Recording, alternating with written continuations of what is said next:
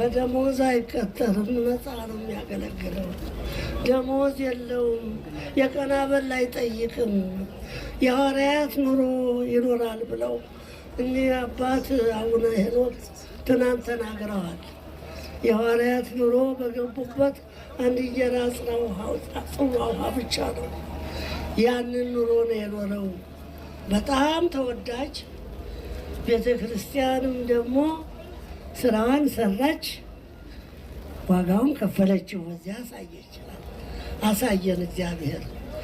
እሱን ላገለገለ ወንድሙ ተናግረዋል ቅድም። እሱን ላገለገለ በግልጽ ዋጋውን ይከፍለዋል።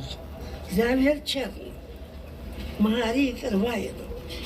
ልጃችን አንጀቱን አስሮ ነበረ ያገለገለው። በእውነት እኔ አሁን ያን በቀደም አዝኜ ነበር፣ አሁን ተደስቻለሁ። ሰውነቴ ሽሯል።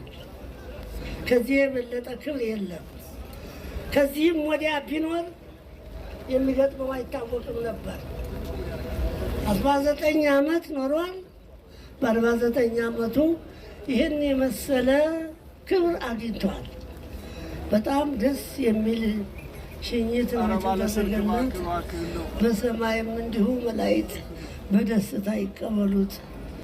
ብዙ ነበረኝ ስለሱ፣ ብዙ የምናገረው ነበረኝ ስለሱ። በራሱ ላይ ቆብ ሳይታይ እኮ ፍጹም መነኩሴ ነው።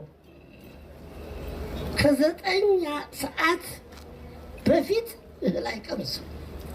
ምስክሩ እኔ ነኝ። ባይታዊ ነው።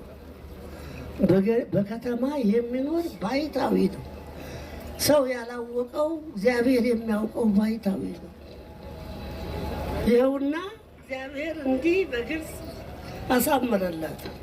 ክብር ምስጋና ለእግዚአብሔር ይሁን። አራቱ